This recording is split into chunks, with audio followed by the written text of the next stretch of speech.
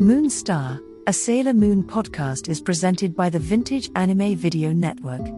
Visit us at www.vintageanimevideo.com.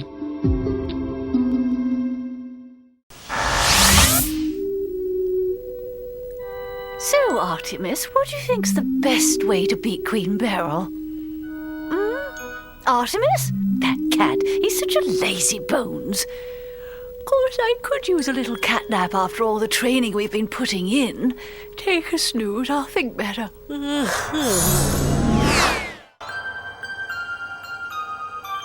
Just make yourselves at home, okay? We've got the place to ourselves. I thought you were just a slacker. I never knew you were loaded. So why do you work at the temple if you've got all this, What, are you gonna kick me out now, Ray? Not as long as you don't sing. So, you guys ready? I really want to hit those slopes. Let's go! I'm skiing! Look at me, you guys! I'm skiing! Wasn't our instructor a hunkster? Yeah, I'll say. And very informative, too. I think I can face the bunny slope alone. Hey, there's Chad and Ray. Whoa, they're fast! I hope I can ski like that someday. Hey, you guys gotta go up there. The powder's totally wicked. Powder's not my thing. Yeah, I end up on my face instead of on my feet. I'll just stick to the easy slopes, thanks. Where's the bunny hill? この雪が舞い降りてきた街で吐息がしぬく空にほどけてゆくあなたのことを思えばどうしてこんなに胸が熱くなる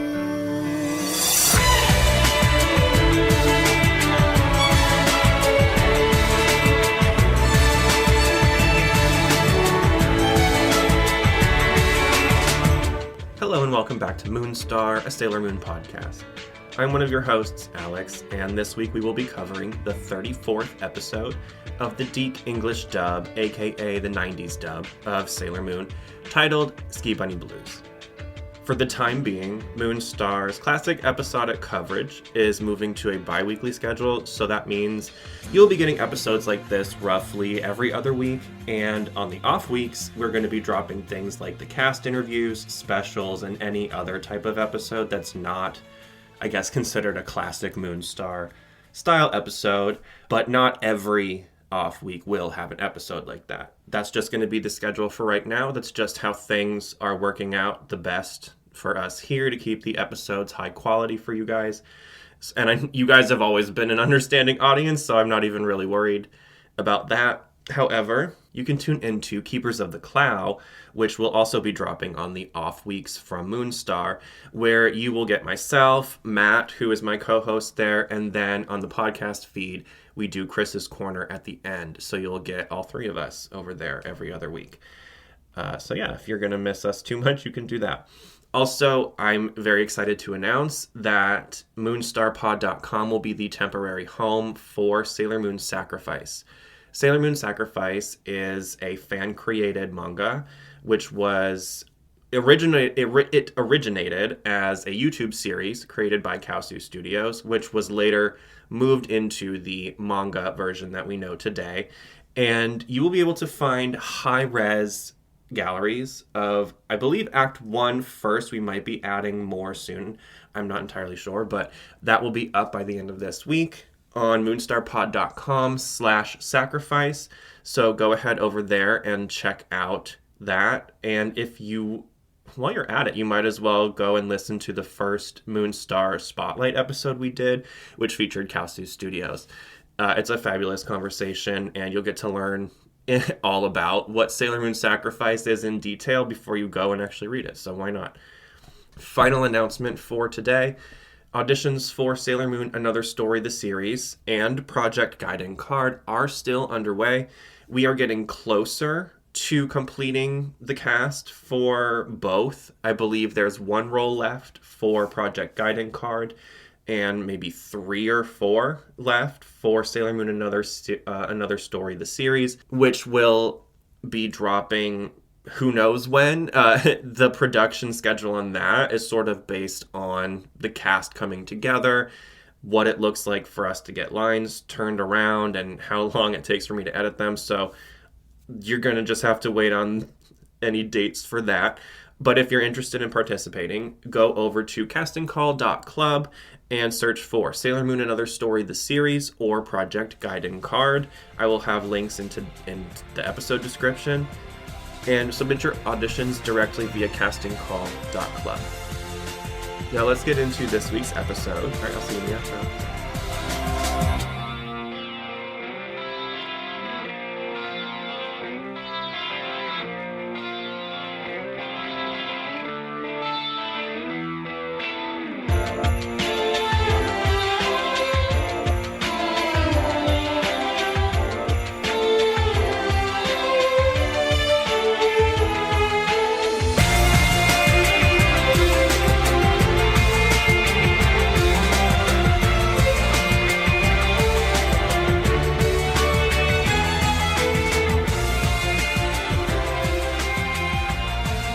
Normally I just say, how are you doing? But I actually want to start with the thing you just sent me.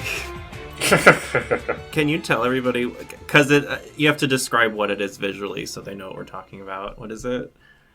Yeah, it was just a drag show that I was at the usual place that I go to them for here in Minneapolis. And one of the performers in the city that I'm friends with, Avery, he goes by Aqua Volva is his drag name. And it's a great name.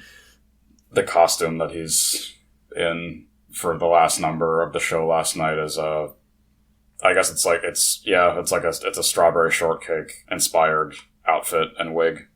That's why. Okay, it took me a second because first I was like, I feel like I should know what this character is. I get that it's a strawberry, and I got the silhouette kind of, but it wasn't like clicking.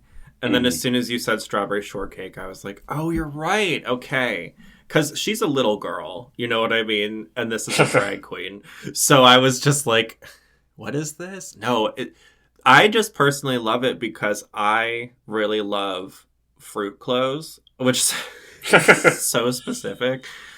But my favorite shorts are banana shorts. But I also have like watermelon pattern ones. And I have 2 banana shorts, actually. And anytime I go to like Target or Walmart, I'm always looking, is there any clothes with like fruit on it that doesn't look terrible? You know? I don't know why. I think that probably comes from the Magic School Bus, because it's kind of a Miss Frizzle. It's very her. So I think that's probably what that is. But as soon as I saw it, I loved it for that reason alone. And now I love the strawberry shortcake reference because, you know, I like Rainbow Bright. It's kind of alongside that a little. Back in the 80s, it had a similar vibe to it, and it was popular among a lot of the same people at the same time. So it's something that's always kind of been on my radar. Yeah. Can people see this? This is your story, right? This video? Yeah, and I mean, there's way more content on his actual Instagram, Aqua Volva. I think it's Aqua_Volva. Yeah, since we're talking about them, when I am editing this, I'm going to hear this again. So, future me, ask Chris for the Instagram info again, like links and all that. And then that we're going to need to post the video again, because this will be like weeks and weeks from now. Yeah. When we post this episode. Yeah, it was just a fun thing to see. So what day was that? Your week last week, or no? That was just from last night. Oh, last night. That's a fun weekend. Mm-hmm. A fun weekend thing. How have you been besides the strawberry show? I've been good. It's nice too that interview stuff is finally starting up again. I had one this past Monday night with Jeff Shine, who he's just starting to get more anime parts now, but he's best known for being the voice of Carlos in Resident Evil 3, the remake of it, and also he's Captain America in any of the Marvel Avengers video game stuff. For 1 second, because my mind was still on the Magic School Bus, I thought you were talking about Carlos from the Magic School Bus. And if anybody knows who that character is, they're probably laughing really hard just because it's so not at all anything like what you were talking about. Yeah. In any way. So when is that interview? I already did it. Oh, you already did it. Okay, so that's up for people to check out. And say his name again. Jeff Shine. SCHINE. Do you have any upcoming ones? Yeah, I'm doing a sequel interview this weekend with Wendy Lee, she's one of the first interviews with a voice actor I ever did. She's my second to ever one, actually, back in fall of 2020. She's, I think what most people would say is the queen of dubs. She's Faye Valentine in Cowboy Bebop. She's 5 characters in Fire Emblem. She's TK in Digimon, Yoruichi in Bleach, Sakura in Sakura Wars, Haruhi in Melancholy of Haruhi Suzumiya, and she's in the Sailor Moon redub. She's Queen Serenity. Oh, we're going to share that interview for sure. I was going to do, because we have another person who did Queen Serenity as well that you have interviewed. Was it this? Oh, is this her? Right, it's the same one. Yeah, we talked about it in the first interview too. That's right. Okay, when you get this one done, then since it's a follow-up, I think I'm gonna put it probably right after the episode where we get their history on the moon, because that's when we get the most Queen Serenity in season 1, I think, and probably the whole series. So that's a good place for it, even though it's the redub voice actress. I mean, that's fine. Oh, Barbara Radecki is the other one. Yeah. Well, maybe it'll be a double feature, and I'll do both maybe. But that I'm excited for that. I've always really liked Queen Serenity as a character specifically. Mm-hmm. I don't know. I've always wanted to know more about her life, and is there anything official about it?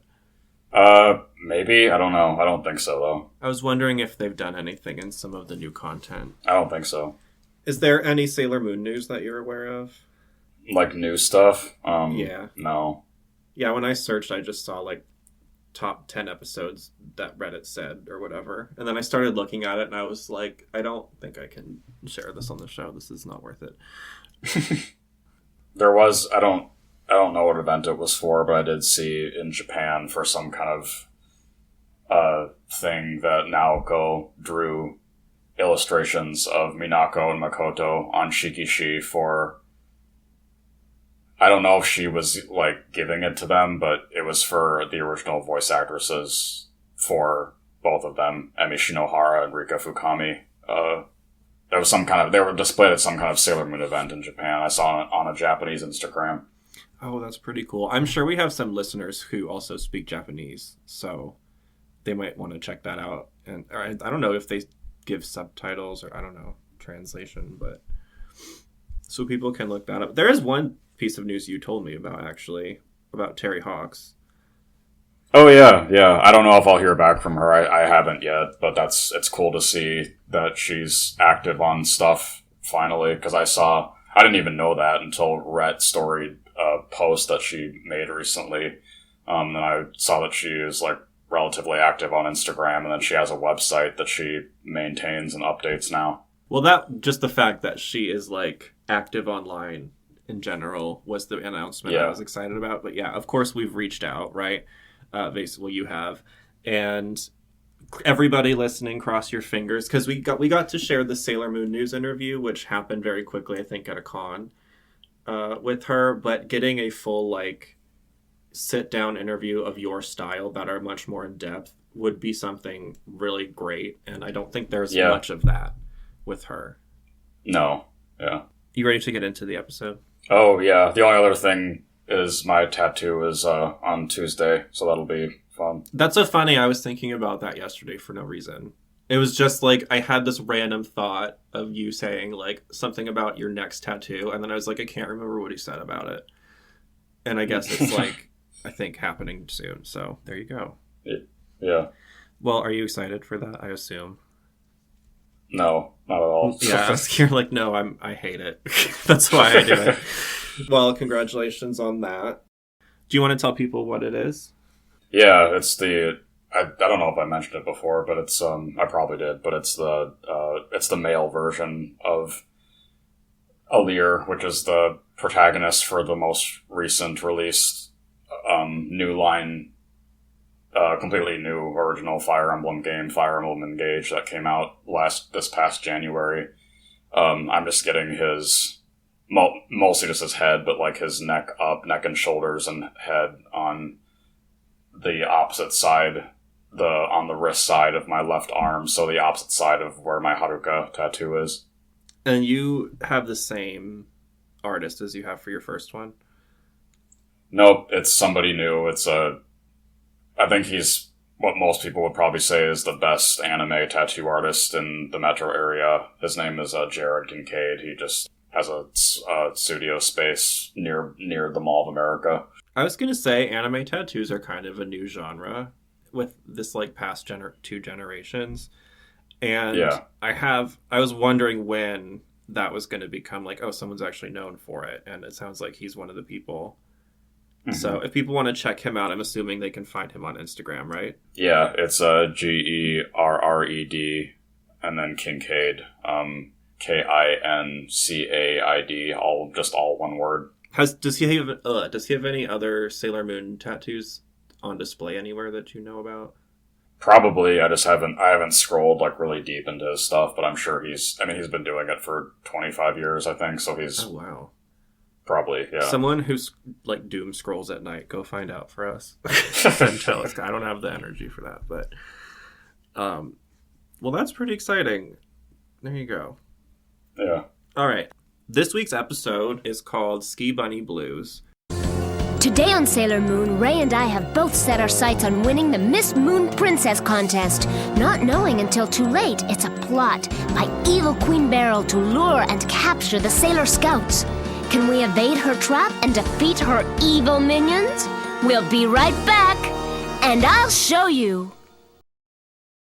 Which I think is the winning title just because it's got some nuance to it. It's cute. The word bunny and blue together just makes me happy. I don't know why. Yeah, what's our Japanese title? It's very just informational. Again, it's the snow, the mountains, friendship, and monsters. It's like, it is... And it's sort of funny when you just read it out loud, but when you like look at it without reading it out loud in text, it kind of paints an interesting picture, actually, if that makes sense. But as soon as you say it, you're like, this is just listing things. Yeah, I think Ski Bunny Blues is the cuter title. I think Ski Bunny is an actual term, isn't it? Yeah. Let's look up what that actually means. What is a ski bunny? Thank you. Noun. Ski bunny. Plural, ski bunnies. Slang, skiing. An attractive female at a ski resort, especially one who is more interested in being seen than in skiing. Okay, so that's literally Serena's character this episode. Gotcha. Also, I'm just guessing the reason bunny is used for this is because it's probably a reference to Playboy. The Playboy bunny up until, I guess, recently, was sort of like the signature image for beautiful women for a very long time in America. And so I imagine that's where that came from, but I'm just guessing. So if anyone actually knows, feel free to shout us out. Also, that's not me trying to be like lewd or anything. I just know about that from watching The Girls Next Door on E! So if anyone knows what that show is, you know why. You understand why I know what that is now.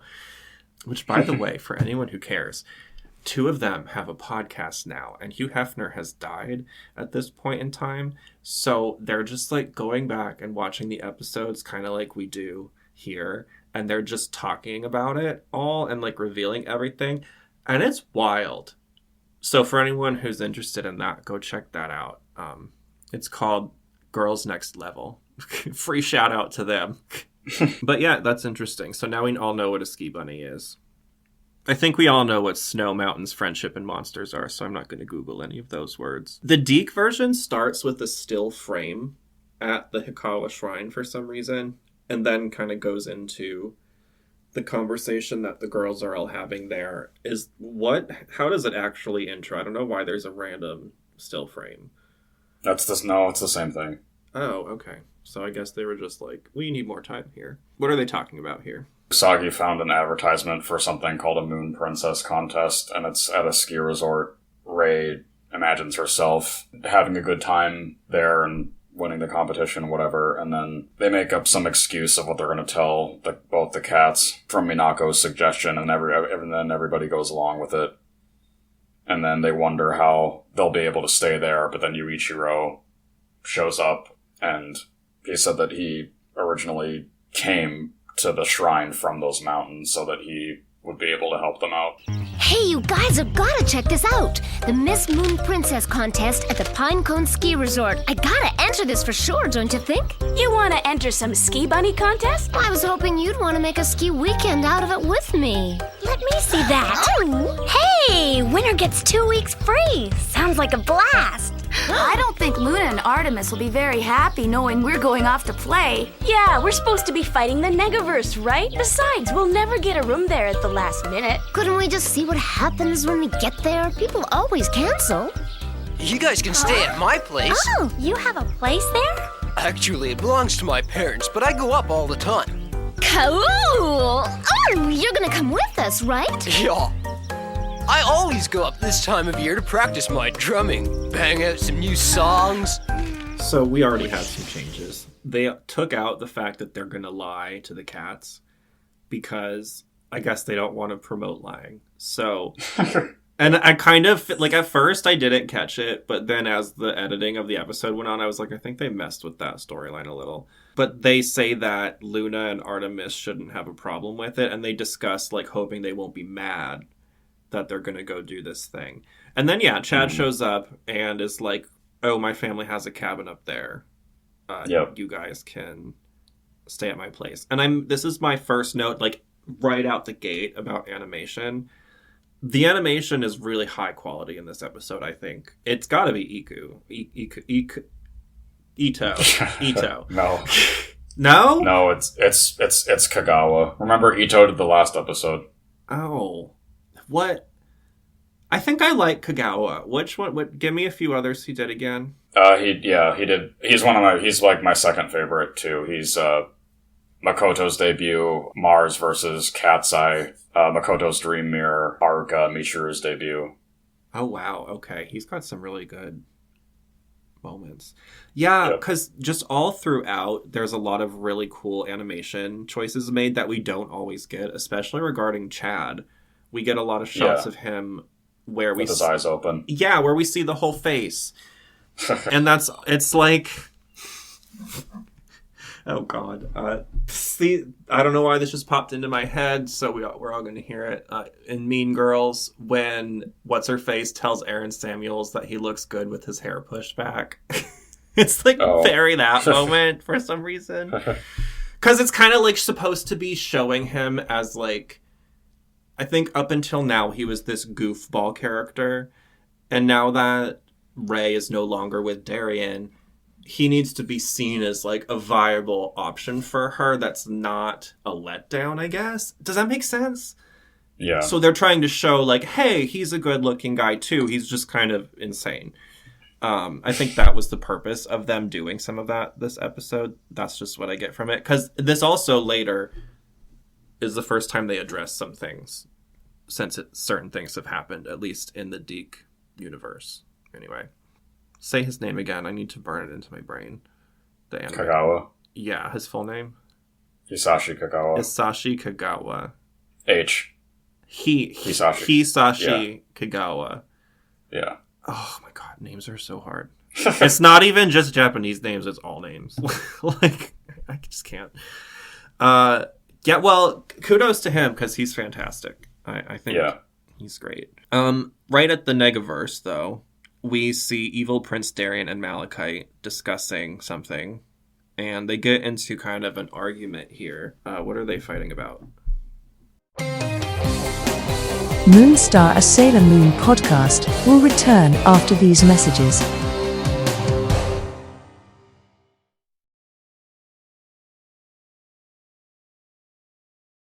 And now, more MOONSTAR, a Sailor Moon podcast. This contest's an excellent idea. Those silly scouts will be lured into it for sure. They're not idiots, Malachite. It'd behoove you to quit underestimating their powers. Zoisite didn't look where it got her.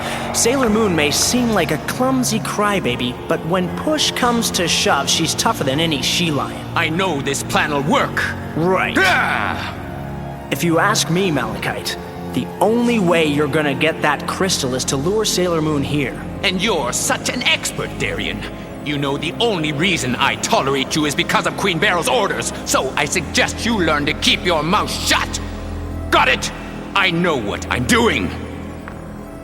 I'm gonna get the Imperium Crystal if it's the last thing I do. It's pretty much just Kunzite saying that he's the one who set up this contest, and then Mamoru says that he's underestimating the girls too much. And then he just says that, oh, whatever, it's gonna work out fine, and then he picks up a framed photo of him and Zoisite and just thinks to himself again that he's gonna finally get revenge. It's sort of similar. It's more Darien saying that Malachite's plan is just not going to work, and the only way to really get the crystal is to lure them to the Negaverse, essentially, which they kind of almost like make him sound way smarter in the end, because that's kind of how they have to do it. But yeah, that's kind of the same vibes though. And I thought it was nice seeing Malachite kind of like with the photo of Zoisite and him.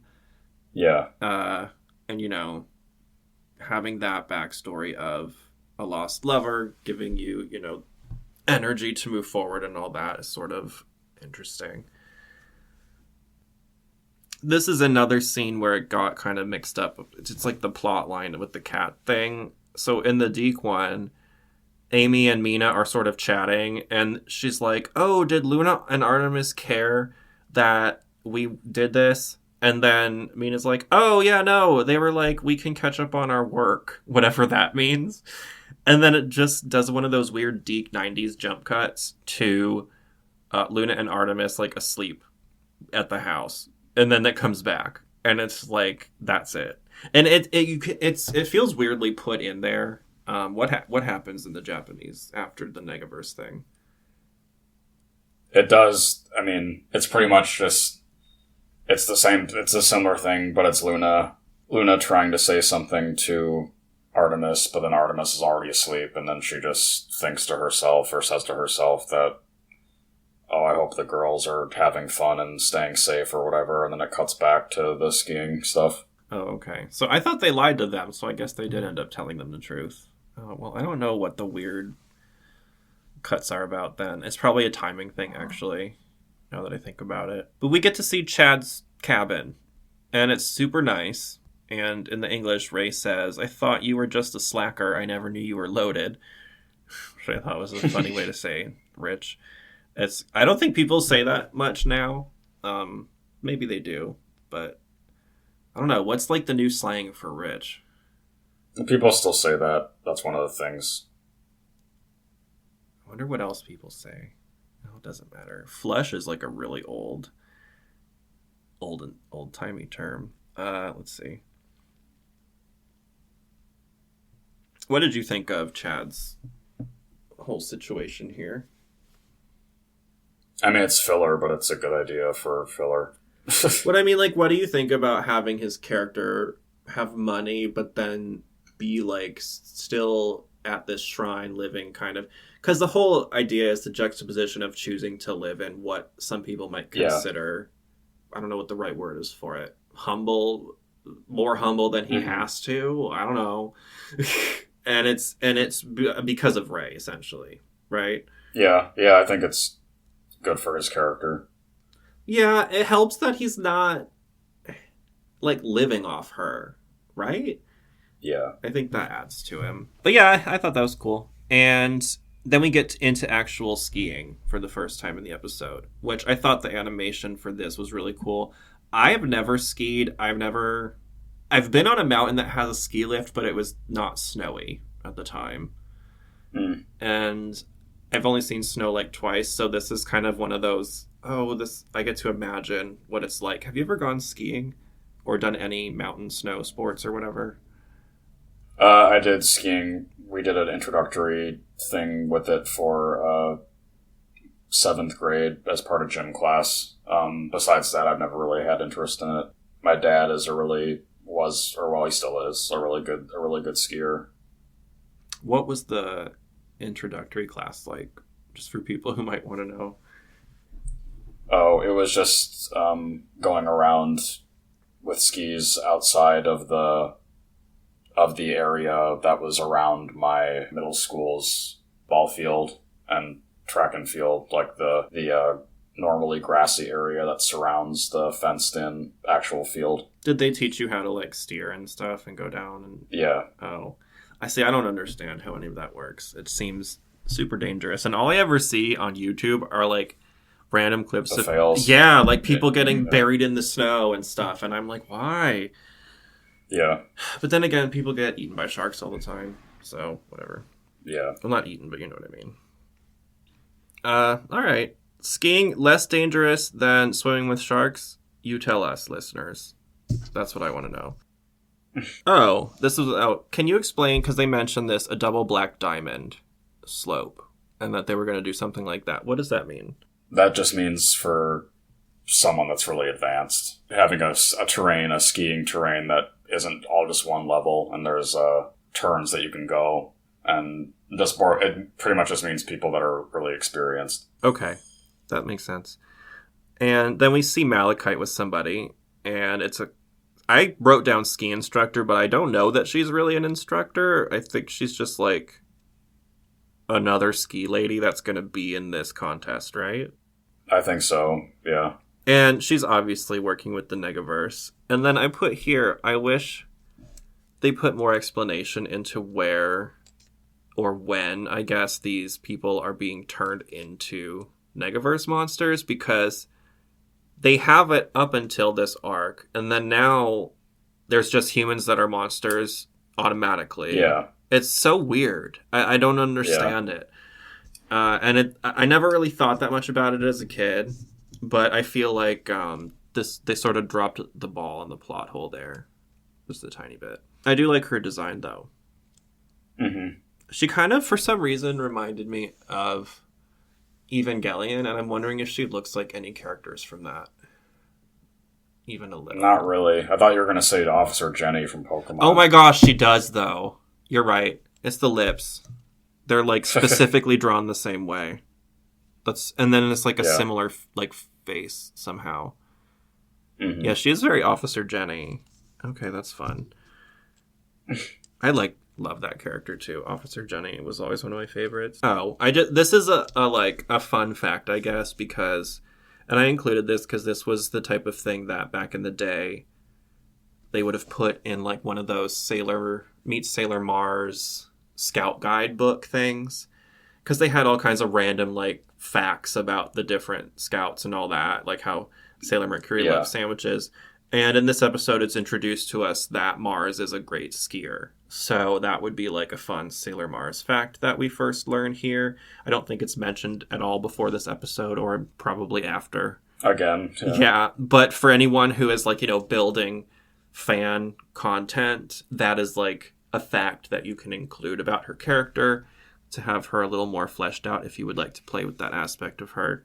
And yeah, as we expected, Serena is not a good skier. She is a ski bunny.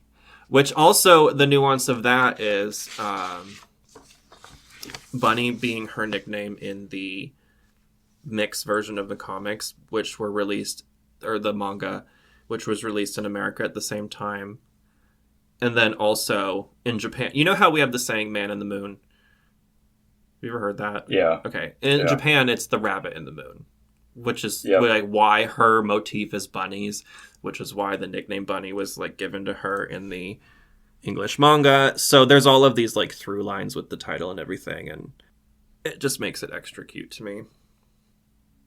But yeah, apparently this ski lady, I don't know what to call her, so she has like several names in my notes. This time she's Negaverse ski lady, and she is part of this race as well. And what does she do once it starts? MOONSTAR, a Sailor Moon podcast, will return after these messages.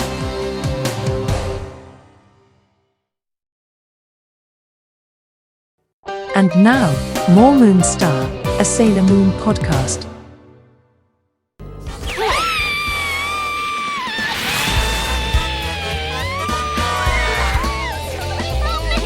Serena, use your snowplow. Remember, it'll slow you down.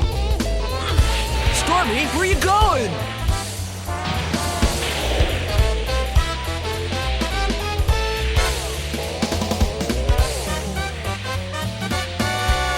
Time to narrow the field of competition a little. Muggles? Where'd those come from?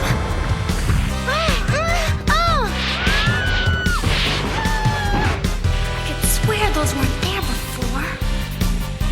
Maybe that's what the guy meant by new jumps. Huh? No way! Help! I can't stop! Too late now, Serena. You're the one who had to come up here. Somebody help me! I can't stop these things! There are only 2 skiers left, so one's gotta be the keeper of the Imperium Silver Crystal.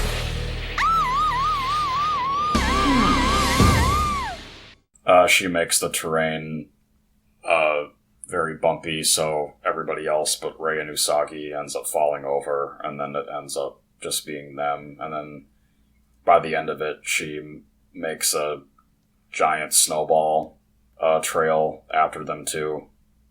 And then doesn't take very long to transform into her monster form, and then raise up a bunch of elevated ice walls that to trap the girls. Yeah. And can you describe her monster form? Yeah, it's very witchy looking. She has purple skin and yellow eyes and vampire teeth and this dark blue, wild, witchy hair. And then her body and shoulders and frame and all that is like a snowman. And then she uses icicle swords to attack. Yeah, she's kind of made out of little snowmen, right? And one of the nuances I liked about this monster was that when she moves and does things, the like faces on the snowmen kind of react and stuff. Yeah. Which is really cute. And also, this is not one of several things that remind me of it, but the build of the monster, she kind of looks like she's built out of the little snowmen in Super Mario 64, the ice level, like at the beginning, and my mind goes straight there because again, that game was popular at the time, so I played a lot of it when I watched the show. But I always remember thinking she looked like she was made out of the Super Mario 64 snowman. And then they also had the rolling like snowball thing, which happens in that level, and all kinds of stuff that was very similar to it. So this is, I don't know, this episode is kind of, this is a filler, but it's a character development. Right? Yeah. I think it's a really good filler episode, though.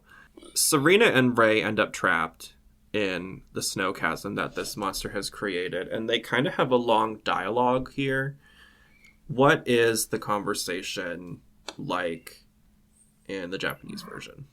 Once Rei stops trying to climb out, she notices that Usagi is playing the music box, and then she tells her that she's moved on from being attached romantically to Mamoru, and that Usagi has to be the one to pursue him, or, if she doesn't, then Rei will fight her. She says that like in an endearing girlfriend kind of way.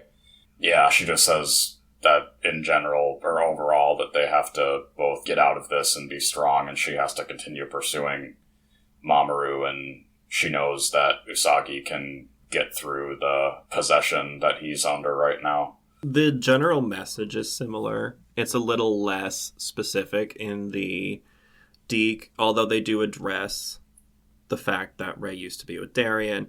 And she's a lot, instead of, she was basically pushing Usagi to, fight for him, right? She wasn't really serious that she's going to go after him.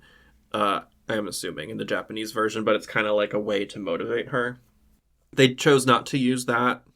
So they changed it to her basically being like, oh, I'm fine with it, and we were great, but nothing like you guys are, and all that stuff, and I'm just basically glad we're friends. I don't know. They made it a lot more sweet, I guess. Yeah.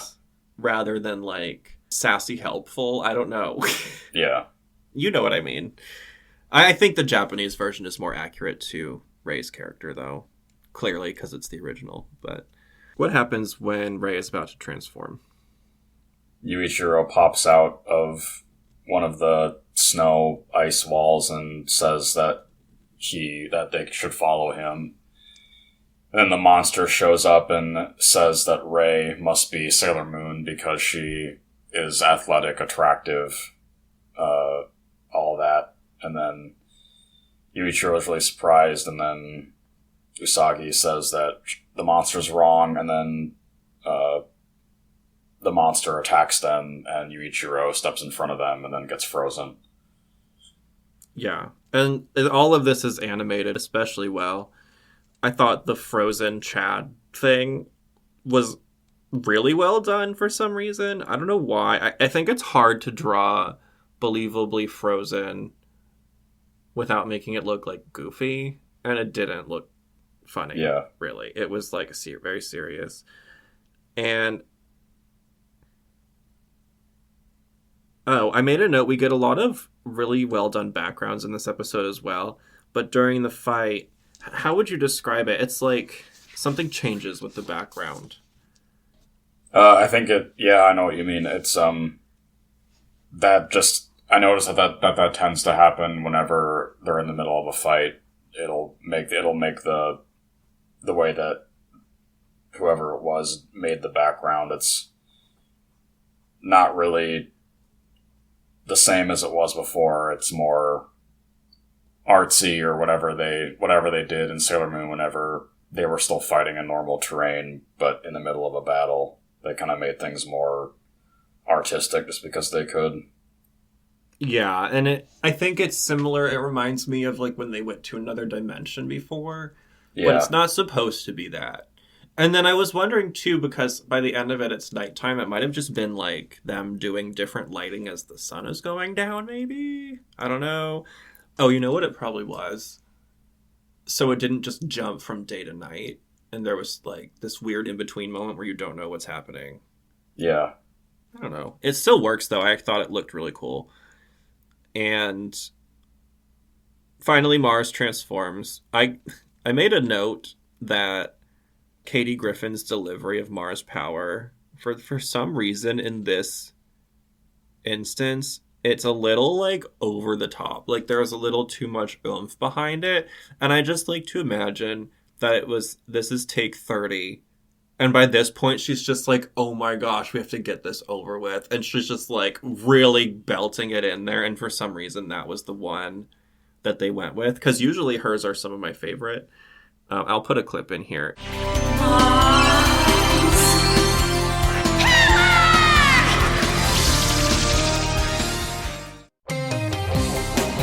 MOONSTAR, a Sailor Moon podcast, will return after these messages.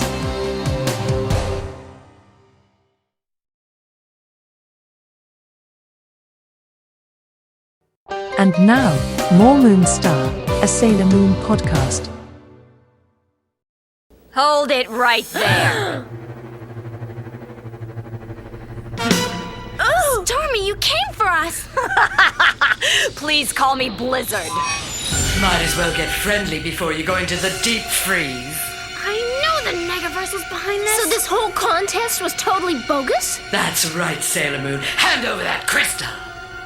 You talking to me? Don't play dumb with me, you little twit. I know you're the princess. It's written all over you. Well, I am kind of a princess at heart. I mean, no point in being humble about it. What are you talking about? I thought you were just a karate chick. I'm Sailor Moon. Stop! I know who I'm after. You just want to confuse me. I'll protect you!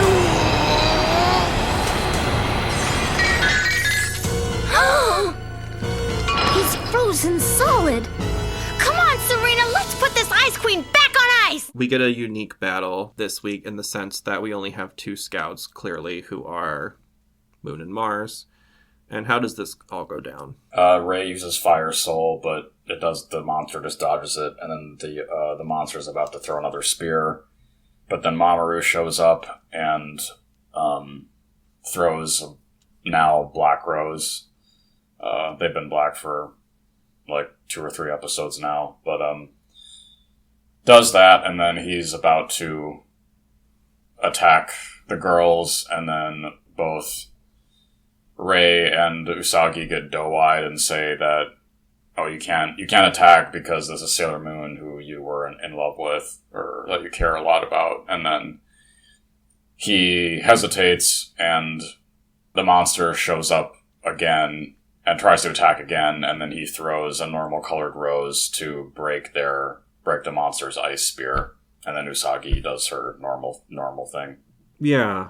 And I made a note that for the Mars Fire Ignite in this, we get a lot of extra sound effects, I think, in the Deke version, because it sounds like they added some of the Jupiter Thunder sounds into it. Take that! Ah!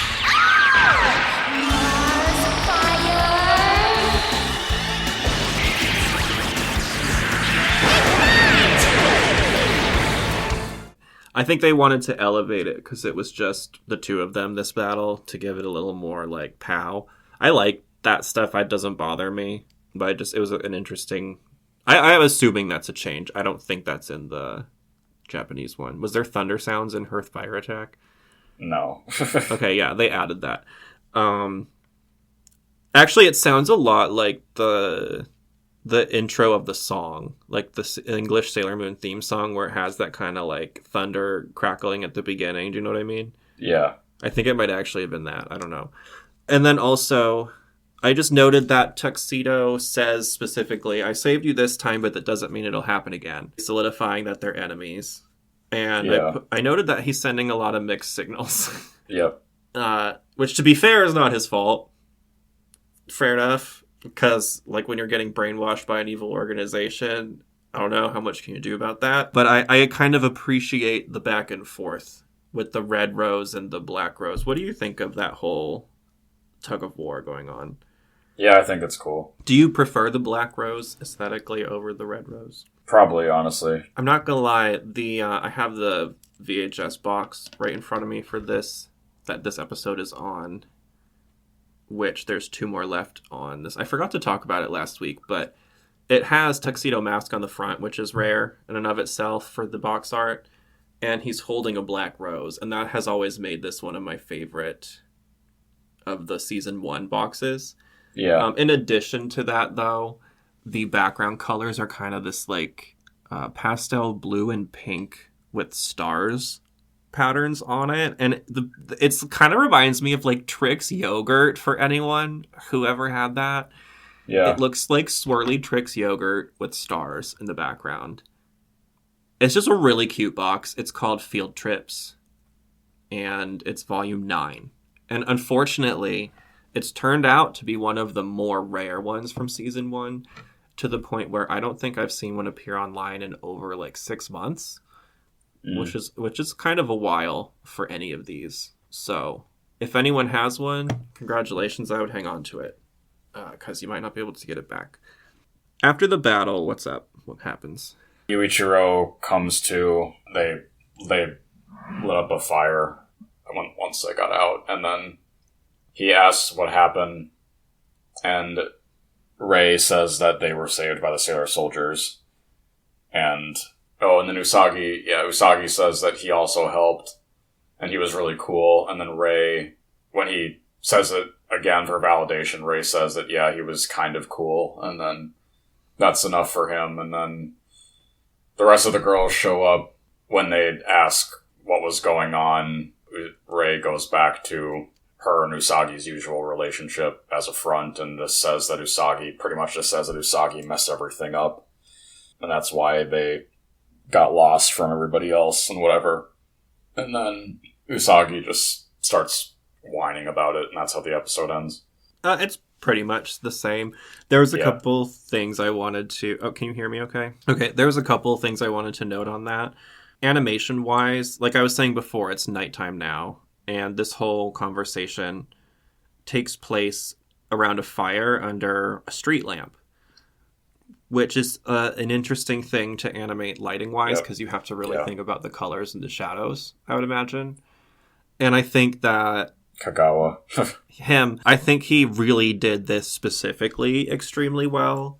So I just kind of wanted to highlight that, and I'm going to probably share some moments of that for people to look at on the Facebook page. But that was one of my favorite moments just aesthetically from this episode was the ending. I thought it looked so cozy. You know what I mean? Yeah. And you just kind of wanted to be part of that group in that circle and like be, I don't know, that's sort of a vibe that this show gives a lot though, is you just kind of want to be their friend. Anything else here? Oh, and in the English, they just made another bunny reference where they close it by Ray saying they'll go to the bunny slopes for Serena because she can't handle the harder stuff. And again, I thought that was like a cute, nuanced reference. So, yeah. All right, we have to rate the episode unless there's anything else you want to add about it. No, there's nothing else. What rating would you give this one? I guess 4. Why 4? The animation is good. It's one of the episodes that I always remembered. It's fun character development for Usagi and Rei's relationship, which you hadn't really seen them be playful and teasing with each other, or not be playful and teasing with each other yet. So it's those factors for me. I think I would rate it as a 4. Just like standalone, if that makes sense, but it kind of gets a bonus star for me just because I don't know why this always sticks to my brain. Like I always can remember this episode. It's something about the animation being so good. I think it's something about them being out of the typical scenery, similar to the Haunted Mansion episode, that sets it apart very easily in my memory. I like whenever we get Ray and Serena just having a bonding moment, so it gets bonus points for that as well. So I honestly, it's like a filler 5-star. I don't know, can that be like a special category? Like, yeah. Like, does that make sense? Like, should it matter that it's a filler episode? Does that matter at all? Some people don't like them. I guess not. I mean, some of them are pretty, like, they can be crap for Sailor Moon. There are bad ones, but this is a good one. Yeah, I agree with that. I'm just going to give it 5 stars. Screw it. 5 stars for this episode. I really enjoy it. The animation is spectacular. It has a lot of moments, I think, worth just looking at visually, just to enjoy them. And it's a fun one that's like, if you're going to kind of just watch a few highlight episodes from season 1 and you want to include a handful of quote fillers that also give you really good development, this would be one to include, I think. For sure. All right, the Sailor says, today on Sailor Moon, Ray and I fought really hard to win the Miss Moon Princess contest. It got kind of ugly. But it doesn't have to be that way. That's right, there's no reason why people can't compete with each other and stay friends. The main thing is to keep it in perspective. It's just a competition. Have fun, and when it's all over with, you're still friends, and that's what counts. If only those two would follow their own advice. The Sailor says this week is about fighting between friends during competitions. They basically say, have fun with it. It's just a competition. Don't get so serious. And I made a note that this Sailor Says was exceptionally short. It was basically maybe 1.5 sentences long. Very short. And probably was cut for time because I think this episode had so much that couldn't be cut out elsewhere. And they usually have to cut something just for American time slots. So that's probably why the Sailor Says was short this week. You start. What do you want to say about competitions and fighting and all of that kind of stuff? I didn't really have that in school and growing up because I was never into sports. And nowadays I don't really have any reference for it because even though there's other people on the internet that do what I do in terms of the interviews and like focusing on anime voice actors specifically, nobody has ever been like rude about it, or it's all been supportive. Anybody else that I've encountered that does the same thing, and yeah, so I just have a positive perspective on it. I think it's another thing too that as you get older, you lose the need to really be competitive for anything. I guess my experience with competition would just be, like I said, I think I've said before, my parents put me in a lot of sports that I didn't want to play when I was a kid, and I had to do those, and I just was, there's something in my personality that's like, if I don't want to do something and I can't logically see a reason why I need to do it, which I include factoring in how other people feel in that equation. You know what I'm saying? But if I can't really like logic my way into why I'm required to do something, I just won't. Like, and when they wanted me to play soccer, I remember they wanted me to play goalie. And the first time someone kicked the soccer ball straight at me, I just walked away. And I was like, we're not doing that. This is not happening. So, I mean, I can be competitive in certain ways, but I don't think it's worth harming myself for anything. You know what I'm saying? Or you know what I mean?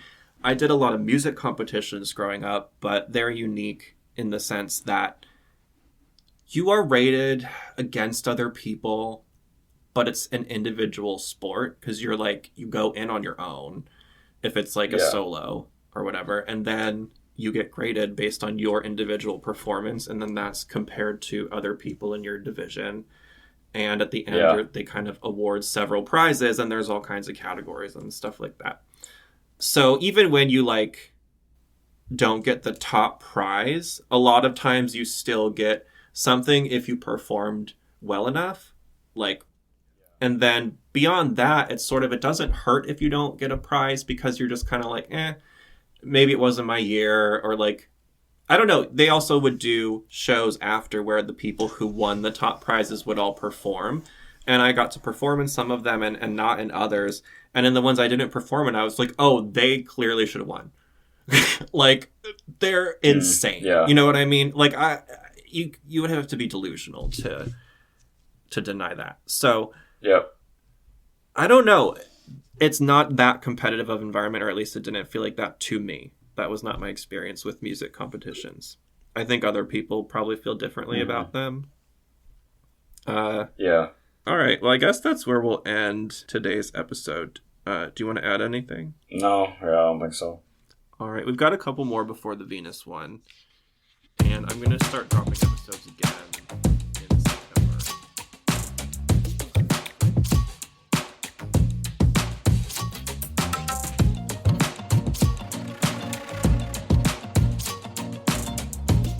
That's it for this week's episode of MOONSTAR, a Sailor Moon podcast. We hope you enjoyed Ski Bunny Blues. It's clearly a favorite for both Chris and myself. What would you rate Ski Bunny Blues? You know we love to hear it. So comment on YouTube if you listen there, on Instagram or our Facebook page. Wherever you see the post about today's episode, it'll feature the album art. Go ahead and comment on that once you've given it a full listen, and let us know your rating for either Ski Bunny Blues, or if you prefer the original Japanese version, just rate that one. You know, you don't have to rate the Deke version specifically, but that is what my rating is for. I guess Chris's would be technically for the Japanese episode, because I don't think he's watched it. Anyway, so you know what to do. You know what to do. Now let's just get into I call them the VAV plugs, Vintage Anime Video Network plugs, which we have AI Amy to deliver those for you. So here we go. I'll see you guys next week. Bye. For more of Chris, you can find him on all platforms at Chris Mayek. That's Chris, Mayek. For more of Alex, you can find him on Instagram at AlexSummersSFE. Be sure to follow the MOONSTAR, a Sailor Moon podcast Facebook page for exclusive updates and media you can't get anywhere else. You can visit the official MOONSTAR website at www.moonstarpod.com. MOONSTAR is brought to you in part by Sailor Moon Video. Shop authentic Sailor Moon VHS and DVDs today at www.sailormoonvideo.com. Use offer code MOONSTAR to save 10%. MOONSTAR, a Sailor Moon podcast, is intended for informational, educational, and entertainment purposes only. We claim no ownership over any licensed and/or copyrighted audio clips, sound effects, or other materials used during the creation of our show. All audio clips, sound effects, and any other licensed or copyrighted materials used during the creation of this show, or any content created in relation to MOONSTAR, a Sailor Moon podcast, belong expressly to the license and copyright holders.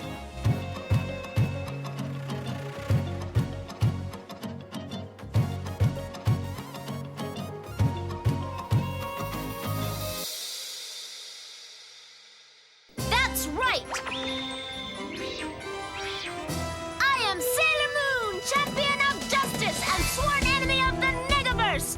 On behalf of the Moon, and on behalf of Mars, we will right wrongs and triumph over all evil! We are Sailor Scouts! And you, Negatrash, are in big trouble. 'Cause we're gonna chew you up and spit you out! Well, I'm not impressed. Take that! Ah!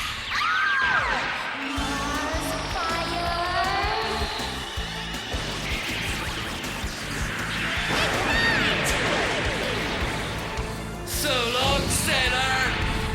Hold it, Blizzard! Tuxedo Mask, you came back!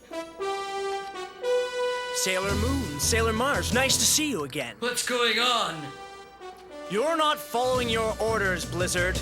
Queen Beryl wants that Imperium crystal, you slush brain, and for that we need Sailor Moon in one piece. I'll show you how it's done. No prob, I got plenty. Tuxedo Mask, don't! We're your friends! Don't you remember we used to fight the Negaverse together? You've always protected us! And Sailor Moon, she's the Moon Princess, the one you were searching for. Think of all those long years. Give me a break. Huh?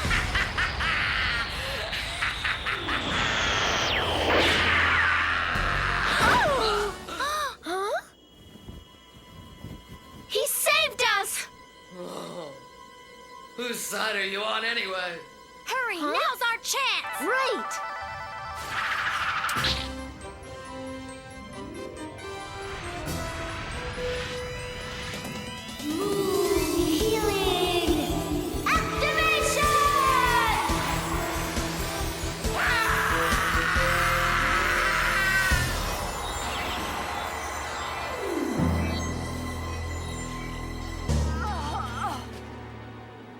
Sailor Moon, I saved you this time. But that doesn't mean it'll happen again. We're enemies now. Till next time, I'll get that crystal.